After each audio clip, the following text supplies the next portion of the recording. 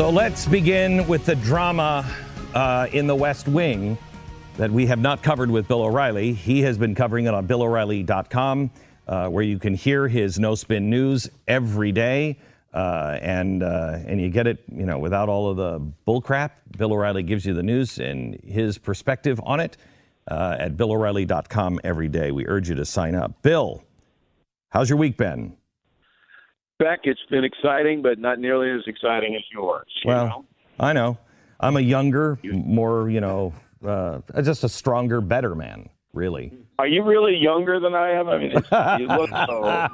All right, Bill, you don't need to get cruel. Okay, so let's start here. We haven't even addressed, Reince leaving the White House and its ramifications, plus Scaramucci, and then all the way to Kelly. So let's start with Reince. Your thoughts? Well, this is a very gutsy move by Trump, and that's what everybody's overlooked, because Donald Trump has now put himself in a position where if General Kelly were to walk out of the White House 2 months from now, 6 months from now, 2 hours from now, Trump's done. He's finished.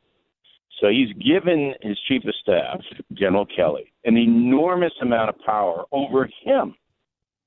And nobody has pointed that out. Well, we did, but you don't listen to my show, so. No, I do, but you must have lost that. Yeah, you're usually sleeping, and then you get up, you have your early bird dinner, and then you go right back to bed. But anyway, so right, this is pretty stunning coming from you. You and I have pointed it out. Yeah. Me in a much more loud and vociferous way. Right. That the president, for some reason, has done a 180 and now put someone in a position of power that he himself really has no power over. Very fascinating. And the other fascinating part is that somebody had to tell Trump to do this. He didn't come up with it by himself. And I have not figured out who that person is. Well, if you would have listened to my program and you would have seen the chalkboard, I could have outlined the whole thing for you. Let me, in a nutshell, say this. My view on this, Bill, and I'd love to hear where you think this goes off the rails, unless it's right at the beginning. My view on this is Trump knows that he has problems. Trump had no love for, Priebus or the GOP or any of it. Knows that that's just all a failure. And, in his opinion, they're all making him look bad. And he's brought them in. So there's one kind of people besides his family that he really, truly, deeply respects. And those are the people that have a military background. I really believe he really respects military men. He respects the discipline. And also there's something about the way, they pet the cat because he is the commander in chief. They are yes, sir, no, sir.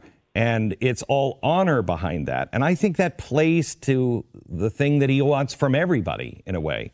So when he looks at Kelly, because I took it as how would Kelly or why would Kelly take this job? He has no skill on Capitol Hill. He doesn't, I don't think, have any time to play that kind of a game. I think he looked at this as the White House is in trouble. This president is in trouble, meaning POTUS, not Donald Trump, not the party, but the president, my commander in chief, is in trouble. I can bring order to this. But I believe that Kelly went to him and said, Mr. President, I have no desire to do this, but I will. But you have to give me the control of the White House. And I think Donald Trump was so sick of all of this that and respects Kelly that he said, go for it. But he has trapped himself now. You're right. All right. So, number one, I love the Pet the Cat Blofeld 007 reference. Yes. Okay.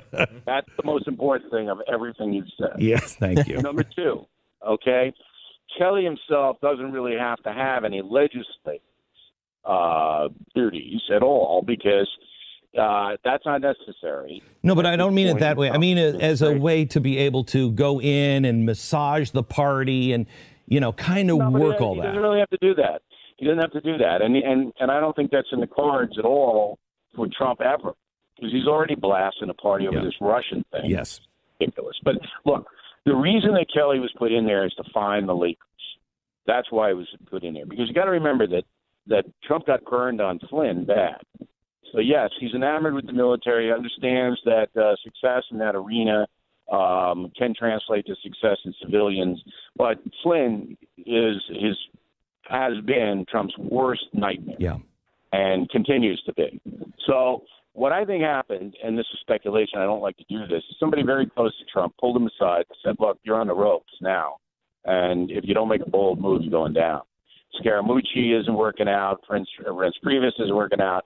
They think that Priebus is a leaker, by the way. Yeah. They being the Trump insiders. Yeah. They think that Priebus is the guy that's putting everything out. I mean, whoever put that transcripts out on the Australian and Mexican interviews, that's treason. That is absolute treason. And I'm not saying that from any ideological point of view. But you're basically undermining the ability of the President of the United States to have a private conversation with foreign leaders. I mean, that is just disgraceful. Well, I will tell you this, that it's not treason, because treason has a very high and specific legal standard. But in your I echo your spirit of that anyone who is, I don't care who the president is, you are putting at jeopardy our president's credibility, and you're exposing private conversations of another head of state. Really reckless, dangerous, and you should go to jail for it. Unbelievably dangerous. Yeah. So Kelly was put in there to stop all this, to handpick a staff that he believes would be loyal to Trump, and that's what he'll do. But the bigger picture is that this is Donald Trump's last chance. And I think Trump knows that. I think he knows that when you look at opinion polls, and a lot of people don't believe those polls because Trump won the election, and all the polls say that he was not going to.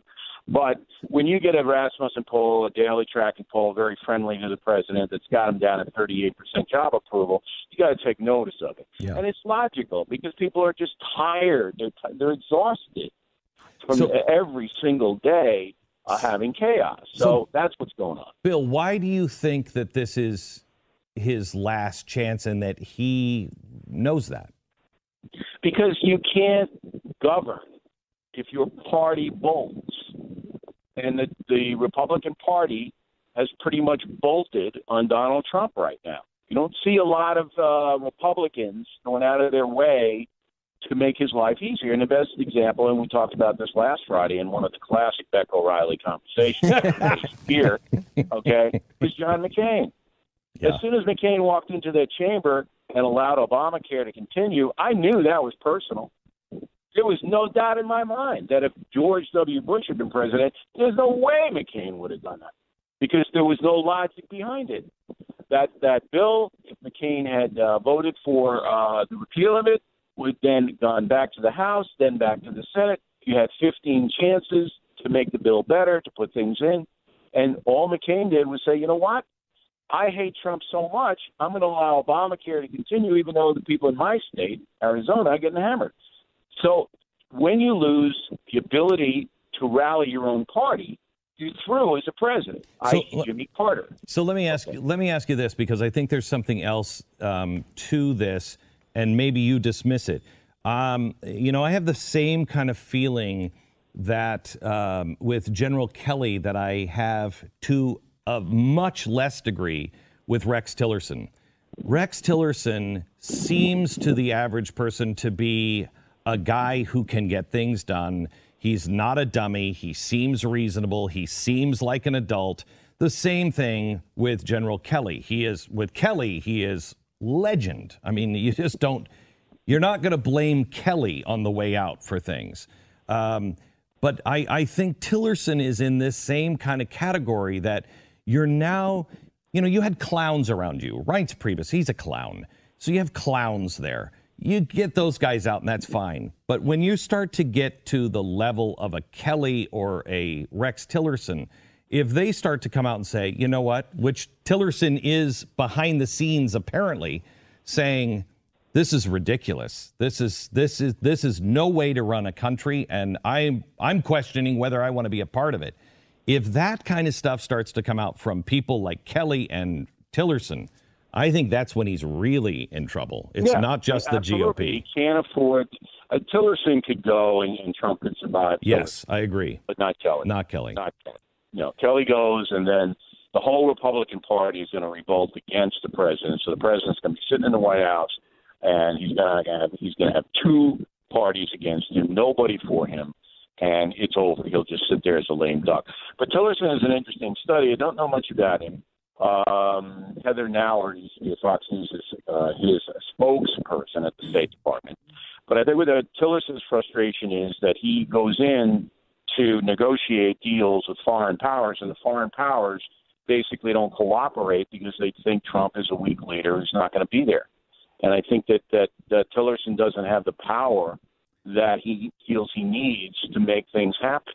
I think that's his frustration. Well, I don't know much about him. He looks like Bela Lugosi to me, and that's all but I'm glad you don't play on the surface. But the other frustration he does have is he has not filled many positions in the State Department.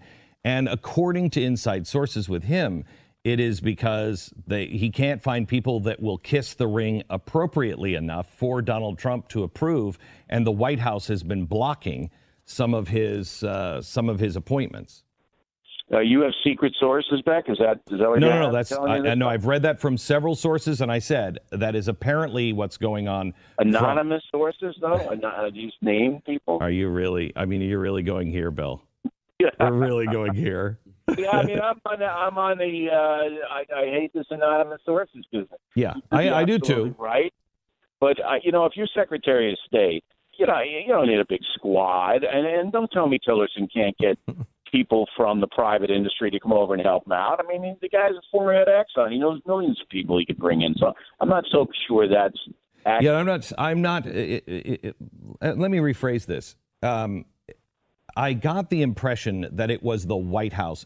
I shouldn't say that it was Trump himself. It might have been Reince or whatever, that there was this struggle internally that could never agree on, okay, yes, where usually somebody like that can just appoint who they need and move on, that it was all going through the White House and getting muddied up. Maybe that might be true. I just don't know. Let me switch topics. I'm going to give you the question, then we'll come back for your answer. But I want to stay on Rex for one more question, and that is, did you see the statement that he made about North Korea this week? And if you believe him on North Korea and you take into consideration what you just said about people think that Trump is a lame duck president, and so Tillerson doesn't have the clout or credibility to do what he has to do, what does that mean in regard to that statement? We'll get Bill O'Reilly's comment on that when we come back, and so much more to cover with him. By the way, you can hear him every day at BillO'Reilly.com. That's BillO'Reilly.com.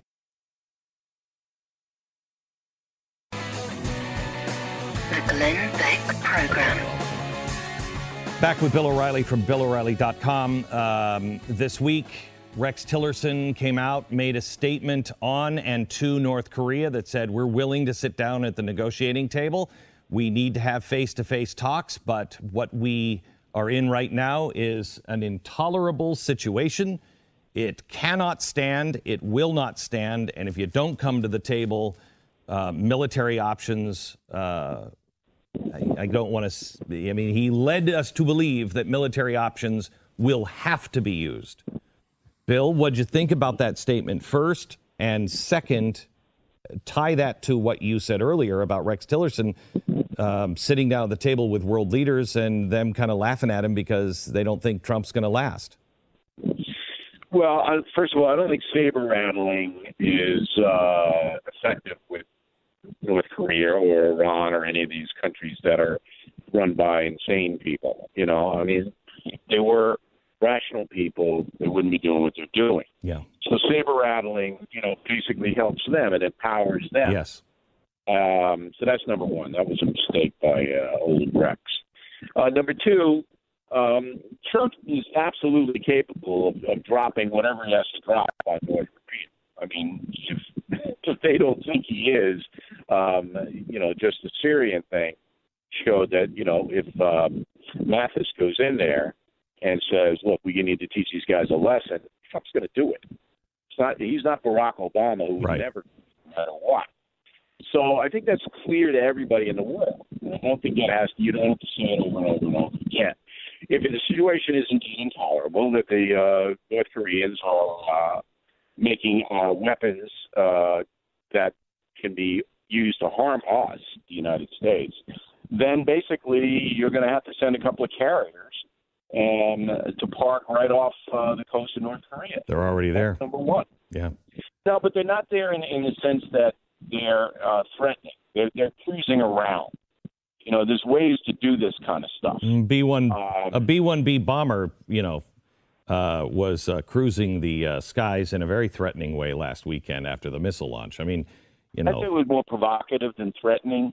I mean, they're basically sending a message that yes, we can do this. We can do whatever we want to you at any time. Yes. But I think you've got to, the next time that they do any kind of a launch, then something's got to happen in the sense that a blockade or whatever, just a symbolic action. Okay. So, Bill, I'm going to take a break, and I want to come back. I want to ask you about the immigration reform and what's happened, the Russia sanctions, and what happened with that. But I also want to talk about something that I'm actually glad. I mean, the president came out and said, we're losing the war in Afghanistan, and I'm sitting around with a group of monkeys here in general hats.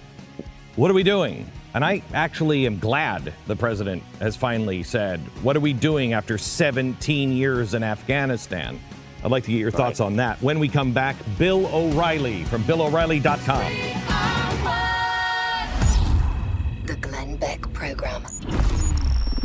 Mercury.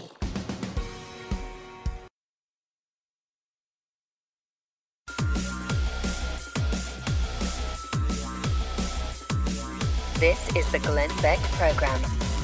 All right, so let's go back to Bill O'Reilly from BillO'Reilly.com.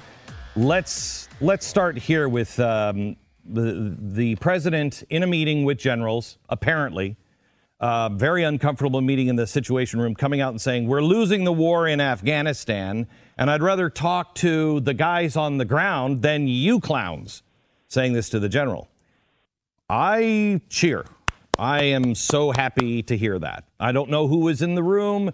I don't know if they're all clowns or not, but it is about time somebody says, what the hell are we even doing besides getting into the middle of, a prohibition situation in the poppy fields in Afghanistan? What the hell are we even doing there anymore? Finish it and come home. Bill. All right, but they can't finish it because they being NATO forces, primarily backed by Americans, are incapable of imposing an orderly society on a primitive society. When I went to Afghanistan, Beck, I was flying in from London on a private plane, and the pilot said to me, we're going to land in 10 minutes. And I was up in the cockpit with the pilot and co-pilot, and I looked down, it was black. And I said, what do you mean we're going to land? Where are we going to land? He goes, we're going to land in Kabul, in Afghanistan, at Bagram. And it was one light in the whole country. I said, well, where are the lights? He goes, they don't have electricity. They don't have electricity. No, so wait a minute. Hang on, Bill. We are not. See, this is the fundamental problem. We think we're there to nation build or save or leave them. Right. We're not. That's not what the military is supposed to do. Right. So Mattis knows that, the defense secretary. And, life expectancy in Afghanistan is about 40. Okay? Jeez. About 65% of the population can't read. So you're not going to get a nation that's going to function in a way that's going to protect its citizenry. So you have a decision to make, you being NATO and the United States. Do you pull out of there and let the Taliban come back in and run it, which is exactly what would happen, and then ISIS would form an alliance with the Taliban, and so you'd have ISIS camps and ISIS presence, just like you had Al-Qaeda before 9/11. Do you allow that? Or do you basically do a police action from Bagram and keep 10,000 troops there, NATO troops there, to allow the government to function and to keep the Taliban from taking over? So that's your decision. There's nothing else. And if President Trump thinks that we're going to win militarily, you're not going to win. Yes. All right? It's just not going to happen because Pakistan allows the Taliban to base on Pakistani soil. Yes. And you can't go in there to get them. So that's what it is. And so everybody should know what it is. Russia sanctions. Your thoughts? Yes. You have to have them. I think Trump makes a huge mistake in disparaging the Republicans for voting for it. Putin has to be taught a lesson, even if it's a symbolic lesson, which it isn't. These sanctions are going to hurt the Russian economy, which is already in bad shape. And Trump says, well, look, this impedes my ability to negotiate with Putin. Look, Putin, he decided to mess around in our election, and he's got to pay a price. Here's the price. Trump should shut up, all right? He signed the bill because he knew he would be embarrassed if he didn't. But there's no win for him, for the president, to keep whining about it. No. And, when we're talking about the election, this is the craziest thing. My wife said yesterday somebody was talking about, the election and Hillary Clinton and everything else. And it wasn't Trump. It was just somebody who was on radio or something. And she never comments on political stuff. She just burst out. Would these people shut up? The election is over. He won. Move on. Trump can't seem to allow any thought in his head that the Russians were trying to disrupt the election. Not necessarily in his favor, nor is there any evidence that even happened, but they were influencing our election. They tried to. He needs to separate himself from, what Russia is saying out loud they want to do to the West all around the world. And we have evidence that they did try to do it here. They just failed. Well, I think Kelly and Mattis are going to tamp them down. It's very interesting. This is a real indicator that, again, only Glenn Beck and Bill O'Reilly have pointed out to their respective listeners and viewers. After the announcement of the grand jury appointment by Mueller, the special prosecutor or investigator, the left did what the left always does. Yeah. Is they want to ruin Trump's presidency and say, oh, he's guilty. No presumption of innocence, none of that. I mean, if Mueller didn't put the grand jury up there, he would have been a SAP, S-A-P, SAP, word of the day. You have to do that because you have to subpoena documents. You have to get stuff if you're going to do an honest investigation, and that's what a grand jury does. Okay, so we all know that this wasn't a big news story. It doesn't say anybody's guilty of anything. It Nothing. just gives the special prosecutor more power to get the information. Okay, now, in the past, Trump would have tweeted his brains out saying that this was horrible, this was terrible, what's he doing? I'm going to go to his house and put gum in his keyhole, okay? Right. That's what Trump would have done. Now, nothing. No tweeting, nothing like that. That shows you the Kelly influence. Kelly basically said, look, whatever happens, don't say anything, don't tweet anything, and if you do, run it by me.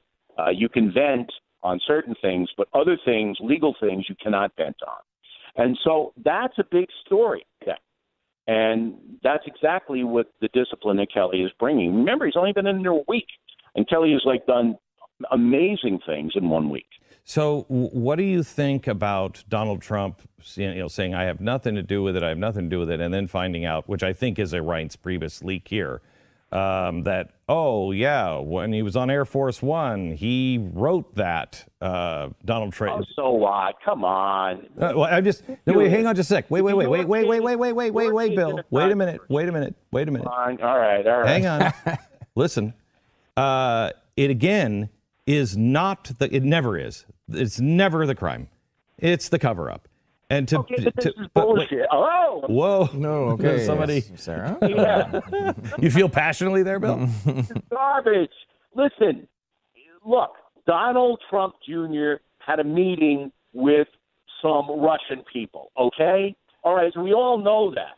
And then Trump, the father, finds out about the meeting, and he's coaching the kid as any father would do. Right. So why wouldn't you say? So this is the problem. Hang on. My question is not to guilt or innocence or anything else. Is when will Donald Trump understand that you just tell the truth and it is fine. It's several advisors telling them that. Right, but you continue to say one thing and then it comes out the other, and it's just not going to work out well in the end. Almost doing what MSNBC does. Okay, there was a discussion about adoption in that meeting. That did come up from the lawyer herself. So Trump, being Trump, and any politician would have seized on that and said, hey, tell them that you were talking about adoptions. There wasn't any dirt dished about Hillary Clinton. Again, no dirt. So Trump takes those two facts, at least that's the testimony by the Russians, and says, emphasize that. That's not a crime. It's not a cover-up. But Bill, but let's say that trying to protect his kid. Let's say and that everybody's jumping up and down about this. Let's say that approach is completely fine, because I think you're right. It was, I think, primarily about adoption. It was, at least as far as we know so far. I don't even think it was. That was not the intent of the meeting, but I don't think anything actually happened in this meeting at all. I personally think this was Putin setting Donald Trump and his family up because they snapped at the bait. I've got something. So they snapped at that. But I don't know if it was Putin, but it was whoever. It was somebody in Russia setting him up. But my point here is, Bill, if that approach is correct, right, and you're right, it was primarily about adoption. You have two things on the table, options that are fine. One, to say and give a little bit of the truth and say it was about adoption and hope no one finds out about the rest of it. Or two, you've got the email, you know it's going to come out eventually, you might as well just get it out in front of it and be honest. They always choose the lower disclosure. They knew this was going to come out. They've got an investigation going on. This email's coming out. He still doesn't think that way. He never thinks that way. I told you, we talked about this last week. Yeah. The rich guy syndrome. It's all going to work out. We say what we want. But I think all Americans who want the truth, and that's maybe half the country, the other half are just don't want the truth. They just want to go careen around. I am telling you that this is so low level, what this meeting, and that's why I want Mueller to subpoena these people. I want them to come in. It's nothing. And the facts of the matter are that if Trump deluded himself or one of his big guys, you're absolutely right, Stu. You're absolutely right. It's going to come out. Okay, it's going to come out. So let's go. Don't cut him off now. He's making a great point. But I just have like a minute left, and I do want to hit immigration reform because this week at BillO'Reilly.com, in one of your No Spin cast, you said Trump's immigration plan going to crash and burn. So what does that mean? That means that the Senate and the House will never, ever vote to change the immigration pattern from 1 million green cards a year to anything less. The votes are not there. It's not going to happen. What does that mean for the future? Does that hurt him getting the wall, getting other things? What does that mean? Because he's still the chaotic immigration warrior. Great. He's still going to he's going to build a little bit of the wall. Sessions is running around deporting MS-13. The border crossings are way down. Trump wins on this issue. Okay, so how does the GOP come out of this? I can't imagine the GOP has anything that they can win on in 18 or 20. Well, he's got to win on tax cuts. And next week, let's talk about that. Yeah, no, not Trump, the GOP. The GOP is over. And Congress people are going to tell their constituents, this is what I want. So in the liberal Republican bastions like Maine, Collins will go, I want, Statue of Liberty, give us your poor. That's me. And in more conservative precincts in Texas, the Republicans will say, look, I wanted to cut it back. I wanted to cut it down. So it's an individual district kind of thing. Bill O'Reilly from BillO'Reilly.com. We don't even have time to cover this, but I would imagine that you were as upset as I was with the lies about the Statue of Liberty and the spin of all of that would just make my head explode. Anybody who is into history, that just was crazy. Bill, what do you have coming up next week? on BillO'Reilly.com. Well, we want to tell everybody that we have this kids book, The Day the World Went Nuclear, and we were talking about North Korea earlier, and it's tied right in, and adults can read it too. It's just terrific book. That's out. Legends of the Lives Civil War is out. Old School Life in the Sane Lane, which Glenn Beck is perfect. It's just about what Beck says every day. They're all out. And then next week we're going to do, on Wednesday, we're going to do a studio broadcast for the first time on BillO'Reilly.com, Beck. Wow. And you'll see how handsome I am now that I've been relaxing a little bit. Oof. We got the brand new clothing and the brand new clothing. hairstyle. How much of you is CGI? Because that will watch it. How much of you is CGI? Is CGI? What does that mean? Oh dear God. That means all of it is really him. There's no computer generated images at all. There's Beck, nothing. I have a mohawk haircut. That should look piercing and a nose ring. That should look really interesting with the male pattern baldness at the same time. Bill, thanks so much. Oh man, look at that cute shot. As he's signing off, Bill, it's awful. BillO'Reilly.com. Thanks, Bill. We'll talk to you next week.